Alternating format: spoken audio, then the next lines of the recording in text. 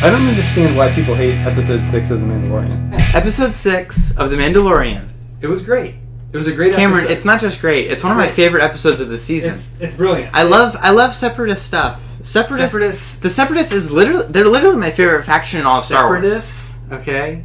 Droids. The Droid Revolution. It began with L3. The droids and it's continued on. I know. The droids are great in this episode. A whole community of droids. Yes. We've never seen this. A planet run by droids. We've never seen this. No. Not in live action. I mean, there was that whole droid episode of Clone Wars, which is George Lucas's favorite, of course. Yeah. I like the THX Void episode. Right. That's my favorite. I love that. It's the best. Because it's so experimental. He loves experimental. Yeah. He's an experimental filmmaker. I know. People don't understand this about him. Think about Star Wars. People don't get it. Star Wars is the most experimental movie. Most experiment. All of them. Especially George's. Yeah. So experimental. Mm-hmm. They're unlike any movies Episode ever. 2 was the first film shot on digital. Yes. It's all about technology. You know? But yeah, everyone's turning on episode 6. Right, episode 6.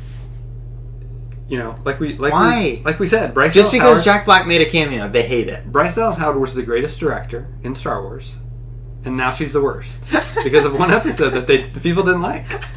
It's so polarizing. It's like it either is the best thing ever or the worst thing ever.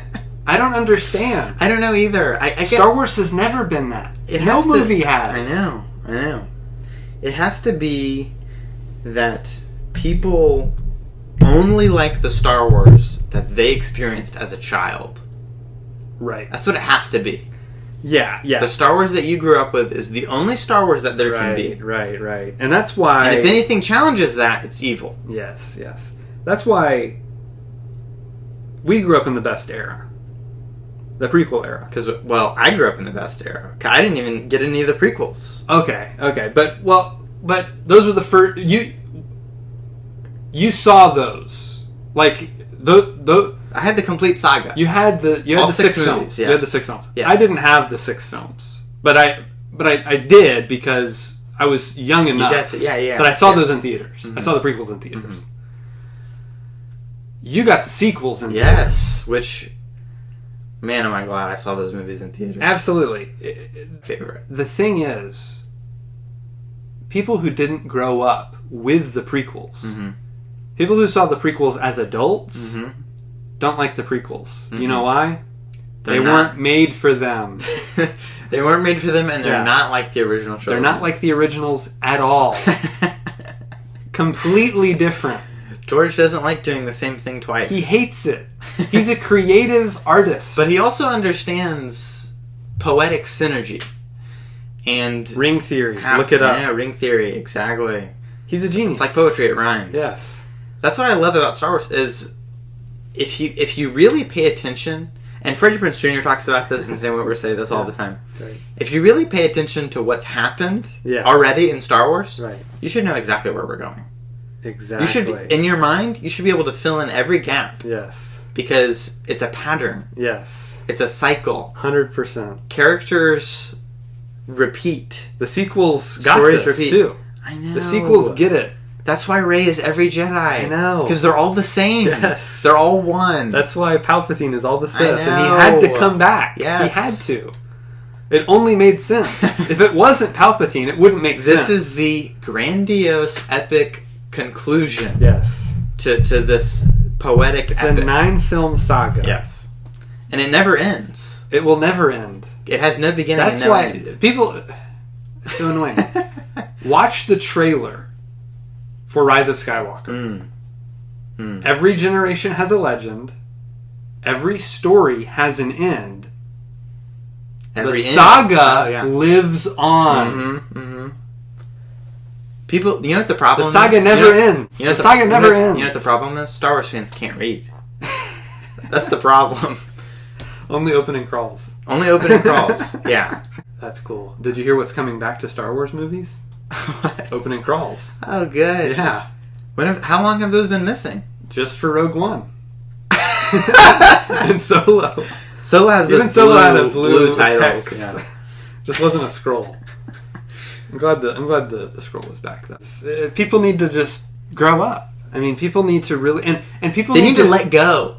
They need to let go. Let go. The lessons in Star Wars, people are not listening to. No, it's so sad. It's like, let go. Don't forget it. Don't let go of your love for it. People have become... But don't grip it so tightly that you can't see the future. Right. You have to be like Ahsoka Tano. Yes. You have to see the error of the Jedi Council and leave. People hated Luke. When Luke said that, people lost their minds. The Jedi to end. Oh, great. Yeah. Get time to forget the past. The legacy of the Jedi is hubris. Arrogance. Cameron, Last Jedi is one of the best movies ever made. 100%. I agree. 5-star film. 5-star film. I know people hate us when we say this. I literally say this all the time to Star Wars fans when out. Because for some reason, every Star Wars fan asks, what's your favorite Star Wars movie? Yes. Which is a dangerous question to ask. Even more dangerous to answer. Even more dangerous to answer, yeah. Yeah, but that's why you answer like Filoni and say, "Oh, I like all of them. I mean, they're all great." I can't pick a favorite. Or you answer like Dave or like George. The THX 1138 is actually my favorite Star Wars film. The droid episode of Clone Wars, that's my favorite Star Wars. That's how we should answer from now on. Yeah. The droid episode of Clone Wars is my favorite Star Wars. When they're in the THX void. Yeah, Last Jedi. Oh man, I just love what the sequels are about. Yes, the whole lesson of the sequels, legacy, and forging a new path. Exactly, a new generation. Yeah, learning from the lessons of the past to create something better. Failure. Last Jedi is all about failure. Learning from failure. Yoda says it all. It's one of the most important lessons to learn in life. I know. It's so good. And there's not a ton of movies about that, really. It's usually about, like, winning and, like... Believe in yourself. Yeah. And family. Right. And it's like, look, your family is evil. Right. Okay? You're the daughter of Palpatine. Yeah. People get caught up in this thing where, well, Last Jedi set up that she was a nobody. She was just a nobody. And I like that a lot better. That's a much better idea than her just being another Palpatine. No. She's both. People don't get this. She's both. They literally have a line in Rise of Skywalker that says she's both. I mean... Kylo Ren tells her, Cameron, your parents were nobody. They chose to be. Yes, I know. No one, Cameron. And if she's not a Palpatine, it doesn't even work. Nothing about it works if she's not a Palpatine. The story falls apart completely. I know. Cameron, no one has seen The Rise of Skywalker more than once. I agree. No one has seen it more than once. It's a tragedy. I know. Because it's the best Star Wars movie. It ties it all together. I mean, it ties it together in such a way that... is so impactful and powerful. I know. That if you just watch the movie and you're not going in with the thing is expectations. I get it. We speculate about these things. We talk about them. We watch the trailers 100 times. You're going in with all these ideas. This is the lesson we learned with Force Awakens, which is kind of why Force Awakens is my favorite. Goes beyond that, bro. This happened with the prequels. People went into episode 1 thinking all the... Oh, Darth Vader, he's going to, he becomes Darth Vader, he's going to be crazy. What they got was not what they expected. It was Jedi poodoo. Yes, exactly. A little bantha fodder, right? 100%. It was Jar Jar. Yeah. It was Jar Jar. It was stepping in poop. It was pod racing. It was silliness. It was silly Star Wars. For children. You know what it was? It was a film about space wizards intended for children. I know. Willems knows. Rey embodies everything I love about this whole era of Star Wars. This character who is literally from nothing. On her own. Completely on her own. Yep. Who builds her own name for herself, her own legacy. Yes. But builds also, off of... Exactly. What started with the legacy characters. And in Force Awakens, Rey is like us. She's a Star Wars fan. Yes. She's heard the legends of Luke Skywalker. Right. She's heard all these stories. She's expecting Luke to be Luke. And then when she meets him in Last Jedi, he's not. Yes. It's like, don't meet your heroes. And she has to learn the lesson Luke had to learn. And it's painful, and they have conflict. Mm-hmm. And she doesn't get to learn all 3 of her lessons. Right. Except in the deleted scene. Hashtag release the Johnson cut. He cut it intentionally. I know. She learns the lesson. She learns the lesson that she learns there. She does. And then in Rise of Skywalker, it's the perfect culmination of that lesson being displayed.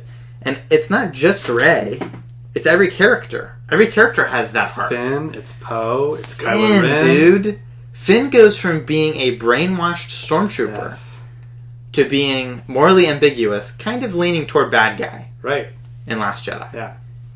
To being ready to sacrifice his life for his cause. Yep. And then now it's like, moving past 9, his arc is like, he's even more than just that cause now, because he, as a Jedi, you have this legacy that you get to carry on. And it's like Aang being the last airbender.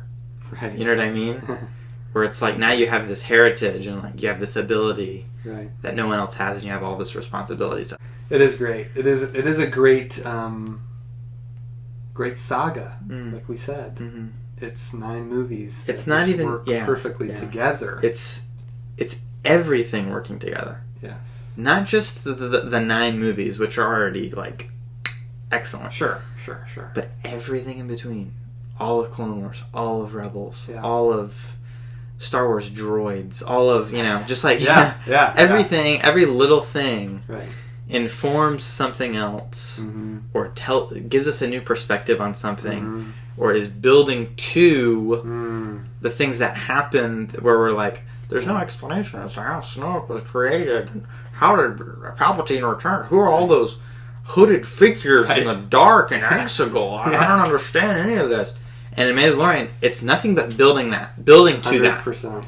Nothing but building to that. Genius. It's like the Empire, even though Palpatine's dead, and even though they're destroyed, Empire is still operating in the shadows. Thrawn is here. Thrawn is a big deal. Thrawn is going to be all to Episode 9. This is the Emperor's. This is Palpatine's plan from the beginning. Yes. You know what's crazy? Bad Batch is even building this. 100%. Bad Batch is tying into Mandalorian. I know. That's what's cool about having these shows on at one time. And if you're watching all of them, and sometimes it's subtle, but you're like, oh, why is Palpatine into all this cloning stuff?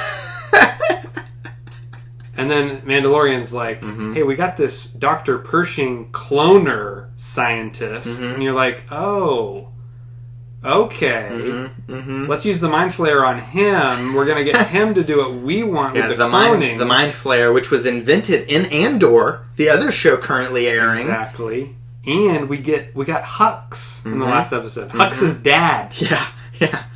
All right? Yes. Hux's dad. And he's like, you're all about cloning. You're a weirdo. Yeah. He's like, because I'm bringing Palpatine back. And what does Hux talk about in Force Awakens? Maybe we should have used a clone. Oh! Well, no. I'm sorry. Perhaps. Take that back. Kylo Ren tells Hux we should have used a clone on him, because Hux has learned from the mistakes of his father. He went the opposite way and said, no, we're not going to clone, Dad. Dad, that was a bad idea. Miserably. That whole debacle with Thrawn. Yeah. That was a group of Mandalorians destroyed that. Yeah. Let's do a Stormtrooper army. Yeah. Brainwash the children of the galaxy. You know what's cool? He did what the Jedi did. Exactly. Let's do what the Jedi do. And kidnap kids and brainwash them to believe our religion. Yeah. Kylo even has his Knights of Ren. I mean, they're the Jedi Order. Yes. And they're fully in control of the government. That's why Acolyte is going to be amazing. Yeah. Because Acolyte, you'll see Jedi in control of the government. They're going to be like the Rebels. Exactly. The Sith Acolytes? Exactly. They're going to be like the Rebels. Correct. Because you'll see the hubris of the Jedi begin to grow. You can already see it in High Republic. Really? They have mantras that they say. They chant mantras. Scary. You're chanting, Ray. I know, you're chanting. Once they get in here, pal, it's over. Mind Flayer. Sith they have mantras. Sith is my pal. For light and life, we are all the Republic. That's their mantra. Ooh, scary. That's their mantra. Scary. Yeah. Scary words to utter. Yes. Yeah. when your Jedi religious order is saying we're all the Republic, that's going to lead to some problematic stuff later on, which we see in Episode 1. Right. That's why Qui-Gon's the best Jedi. Qui-Gon saw it all. So did Dooku. If Qui-Gon had lived, the whole saga is different. He would have broken the cycle. 100%. Because think about it, Anakin's the chosen one. Yes. Qui-Gon raises Anakin. Yep. He's like, look, the Jedi are evil. Yeah. But you can't join the dark side. Right. You have to do what Ahsoka does. Have to make a new path. Yeah. Right. Which is kind of cool. That Ahsoka, who's Padawan of Anakin's apprentice. So, but think about this. Third removed from Qui-Gon. Right. You had to have Kenobi, right, who... Great. I love reading Master and Apprentice because you get their conflicting ideologies. They're very different. Obi-Wan and Qui-Gon. Yeah. Very different personalities, very different mindsets. But if Qui-Gon hadn't instilled some of his teaching into Kenobi, he wouldn't have instilled some of it into Anakin, who wouldn't have instilled some of it into Ahsoka. Exactly. It all stems back to Yoda, really. Because Yoda in the High Republic, he's like, the Jedi are great. We're really good. Nothing we do is wrong. Right. And then in the prequels, he's like, we've been wrong the whole time. Yes. And he goes into exile and he's just miserable. Yeah. For 900 years, he's like, just wants to die. Totally. So it's like, that Yoda, that lesson Yoda learned, he gives to his apprentice, Dooku. Right. Dooku takes it a little too far and falls to the dark side. Right. But he teaches Qui-Gon. Jedi Lost, you totally get why he does what he does. Yeah. You totally I get it in Tales of the Jedi. Oh yeah. Tales of the Jedi did a great job summing it up. Excellent. Yeah. Excellent summary of who Dooku is. Jedi Lost just goes into more detail about his family life and his home planet and all that. That's cool. But that's cool. Yeah, it's great. Very, very good. And then so Luke gets it, and then by the time Luke... Yeah, because Luke goes straight back to the source. He goes straight back to Yoda. Right. Think about the Last Jedi and Empire Strikes Back. The synergy between them. Well, here's the thing. If Yoda had lived longer and been able to train Luke more... complete his training. Luke would not have did what he did with the new Jedi. He would not have failed. He wouldn't have failed Kylo Ren. Because after Yoda died, he went to the sacred texts and started doing things their way, the way they did it before. And he was like, I guess I'll try it like this. He failed, went to exile, and now Rey has all this. So Rey has the benefit of hindsight. Exactly. And that's why the sequels... Stepping out. Going meta for a second. I know. That's why the sequels work so well. They learned what worked in the original trilogy. What worked best. Why are those movies so revered and those so great? Characters we love. We love that story. We like this mythology. What about the prequels? What did those do really well? Those were very epic scale. We love the operatic style of everything. We love the conflict between characters, the very poetic nature of everything. Visuals, everything. So... digital cinema. They learned all that. Yeah. And they're like, okay, let's do this. Let's shoot on film. That's original influence. Let's use every bit of technology at our fingertips, from practical creatures to ILM's digital effects. Going prequels. Everything. And let's create some great characters. Let's tell some great stories. And let's look outside of Star Wars and implement modern cinema. 100%. Cameron, it's not just inspired by Star Wars. It's inspired. And that's what's great about Mandalorian and stuff like that. Jon Favreau and Dave Filoni know what Lucas was influenced by. Kurosawa, Westerns, samurai films. They took all that in and were like, okay, how can we implement that into our Star Wars? That's the thing about Star Wars is like, there's so many different creators, right? It's like George Lucas, Irvin Kershner, Richard Marquand, of course now we've got Filoni and Favreau, you've got Tony Gilroy on Andor, you got all these different people, these creative minds, all the directors they brought into all the shows. His concept art, McQuarrie, absolutely. I'm so glad to have all the sequel art books. That is awesome. It is my most prized collection. Yeah. Because the insight in those books is just reinforcing everything we've said. Right. Absolutely. Yeah, Doug Chiang. I mean, Doug Chiang, one of my favorite guys in Lucasfilm. I know. I mean, this guy gives a talk at every celebration. I always listen to it. because it is bliss. I could listen to it for hours. I know. Because he's just talking about the design of the world, and it's so interesting. Because he's talking about all these movie references. He's talking about George Lucas and his thoughts on things, and where all these things come from, and how technology progresses in the galaxy, and it's so cool. How they'll use things, and from other eras, and what little things exists. that are in the background, and because if you look at A New Hope, it's like they're using a lot of recycled technology. So then when we go to the prequels, we see that technology is kind of new. So it's like it's so cool, so cool. Great, a lot of great people working over there. Matthew Wood, they're so smart. The Lucasfilm Story Group, Pablo, dude, the keeper of the holocron. We've met him. I know. We've met the keeper of the holocron. Leland Chi, he's there. We met him in person. He was there. He had it. He showed it to us. Took a picture with him. With the holocron. It's crazy. Can't believe it. It's crazy. That's Star Wars, dude. That's Star Wars. That's Star Wars. That's how it is. This is the way. It's more legacy than it is family. At this point, yeah, I would agree. It's a legacy of family. It's a family legacy. I mean, even like thinking about Rebels, which is I think still my favorite Star Wars show. It's the most family oriented story in all of Star Wars. 100%. It's a tight knit family. It's like literally mom was huge. It's literally mom, dad, right, angsty teenage sister, right, gruff big brother, young brother, right, and the baby. Exactly. Well, the cat. Oh, the cat, I guess. Yeah, Chopper's kind of the cat. Filoni described him. R2's the dog. Yeah. Chopper's the cat. He does his own thing. He's not really loyal to anyone. He's his own droid. But yeah, Rebels is great. And now with the Ahsoka show, it's like the family's back. Like we get to find out what happens after the kids grow up and move out. And then we lose dad, and how we deal with that. It's gonna be. I'm just ecstatic to find out where we find everyone. It looks like Sabine is there on Lothal. Yep, upholding her duties, her promise to Ezra, with long hair. So she's been there for a long time. How does this? We always talk about the epilogue of Rebels, right? And Filoni keeps bringing this up, so he knows about it. He knows how he's going to tie it in. But I believe the epilogue of Rebels is going to be in the halfway point of Ahsoka. That's what I feel. Oh, you think? Yeah. Interesting. I feel like because she has long hair, and the city of Lothal is not like the huge city that we see in that clip from Rebels.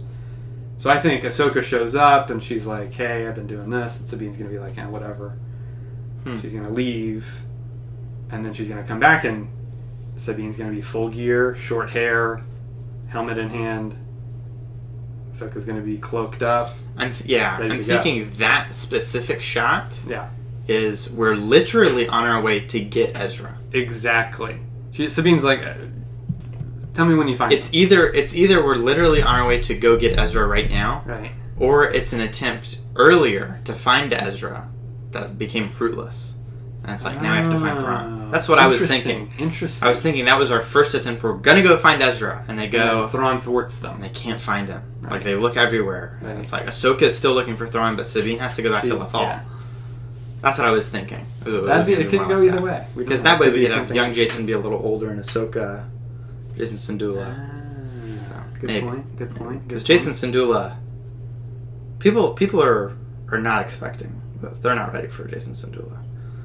You think he's going to be a big part of the show? He's going to be a big part. Really? Of this show, this season 1?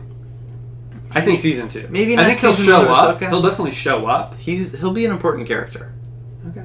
I mean, think about it. If you're doing Heir to the Empire, Jason Solo and all that stuff. I know. Like Jason Syndulla. Especially if he has the Force, which, I mean... He takes after his father. That's what Sabine said. It would make sense. Yeah. So you would have Jason Syndulla lighting up a saber. You would have Ezra lighting up a saber. Ahsoka lighting up a saber. 2 sabers. potentially Sabine. I mean, Sabine's wielded sabers before. Sure. She's trained. I think they actually said because they showed that extended trailer that didn't release online where they actually saw Thrawn full face. They said that Sabine has a green saber they think is Ezra's that she's found or kept or whatever. Could be cool. In one of the shots. So because it would make sense if you need saber users to fight Raylan and Shin and whoever Inquisitors we're going to meet. Yeah. I mean, there's going to be some lightsaber action here. This is our Jedi show. This is another thing that Star Wars does. Our bounty hunter show. It's bounty hunter, military, Space Wizards. Right. Space Wizards is my favorite. Yeah, my favorite is bounty hunters. I know the underworld, love the smugglers, Coruscant, the pirates. We just watched. We're rewatching Rebels. Great. We're on season 2 already, and we just watched Honda's episode, which is just great. Can't wait to see more of Honda. You know, pirates and smuggling and. Will Honda show up in Ahsoka? I mean, he's on Rise of the Resistance. He's got to get his Galaxy's Edge. He's on Batu. He's got to get Ezra. Ezra's like his apprentice. Right, exactly. He should help. That would be great. Well, I love that Mandalorian brought in pirates. Mm-hmm. We hadn't seen that on. Yeah, it wasn't Honda. Show. It was Gory and Filoni knew. He knew we would think it was Hondo. He chose that species.